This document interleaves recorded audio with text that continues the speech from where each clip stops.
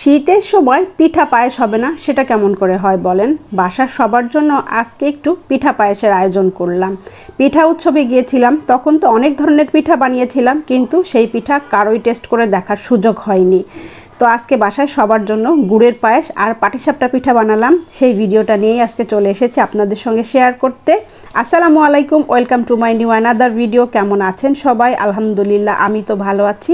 দেখুন কত মজা করে সবাই খাচ্ছে। আর যখন কিছু বানানো হয় আর এভাবে সবাই পছন্দ করে খায়, তখন কিন্তু নিজের কাছে ভীষণ ভালো লাগে। তো প্রথমেই আমি পায়েসটা রান্না করে নিচ্ছি। তো দুধের সঙ্গে ভালো করে চালটা দিয়ে জাল করে নিয়েছি। চালটা যখন একদম ফুটে গেছে, তখন এখানে আমি বেশি করে নারিকেল দিয়ে দিলাম। আর গুড় দিয়ে পায়েস রান্না করলে কিন্তু নারিকেল না দিলে ভালো লাগে না। আর তারপরে বেশ কিছু করে বাদাম আর কিশমিশ দিয়ে দিলাম। এভাবে করে পায়েস রান্না করলে কিন্তু ভীষণ মজা হয়। আর নতুন গুড়ের পায়েস তো কথাই নেই। আর দিয়ে দিলাম নতুন গুড়। গুড়টা কিন্তু একদম শেষে দিতে হবে, প্রথম দিকে দিলে কিন্তু দুধটা ফেটে যাওয়ার ভয় থাকে, দুধ কেটে যায় অনেক সময়। তো এখানে আমি ভালো করে সব কিছু দিয়ে একদম নেড়েচেড়ে মিলিয়ে নিচ্ছি। আর আমার পায়েসটাও কিন্তু রেডি হয়ে গেছে, একদম সরসর নরম নরম পায়েস, খেতে ভীষণ মজার এরকম পায়েস। আর এদিকে আমি পাটিসাপটা পিঠা বানাবো দেখে পাটিসাপটার খিরসাটাও রেডি করে নিচ্ছি। তো বেশি করে দিয়ে দিলাম বাদাম কুচি। পাটিসাপটা পিঠার খিরসার ভিতরে যখন বাদাম কুচিটা মুখে পড়বে, তখন খেতে কিন্তু ভীষণ ভালো লাগে। আমি যখন পিঠা উৎসবে গেলাম, পাটিসাপটা পিঠাকে সবাই এত প্রশংসা করেছে, যেটা আমি বলতে পারবো না।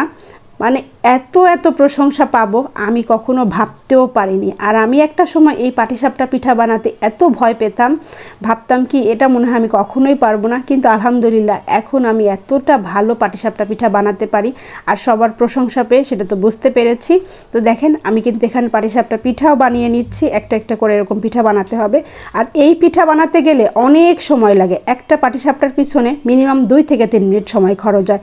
তো হিসাব করেন পাটিসাপটা পিঠা বানাতে গেলে কতটা সময় লাগে। আর এখানে আমি পিঠা পায়েস সব রেডি করে নিয়েছি সন্ধ্যার সময়। এখন আপনাদের ভাইয়া অফিস থেকে চলে এসেছে, তাদের নাস্তা দিব। তো আজকের ভিডিওটা কেমন লাগলো অবশ্যই কিন্তু কমেন্টস করে জানাবেন। আর যদি ভিডিওটা ভালো লেগে যায়, তাহলে একটা লাইক কমেন্ট শেয়ার করতে কিন্তু কেউ ভুলবেন না। সবসময় এভাবে আমাকে পাশে থেকে সাপোর্ট করে যাবেন, ভালোবাসা দিবেন। আমিও সবার পাশে থাকবো। সবার জন্য অনেক অনেক ভালোবাসা। পায়েস তো সেরকম হয়েছে, আমার পছন্দের মনের মতন, একদম নরম সরসর পায়েস। এটা গুড়ের পায়েস। আর পিঠা হচ্ছে, আমি তো তোমার পাটিসাপটা পিঠা খাওয়াইতে পারি না আজকে।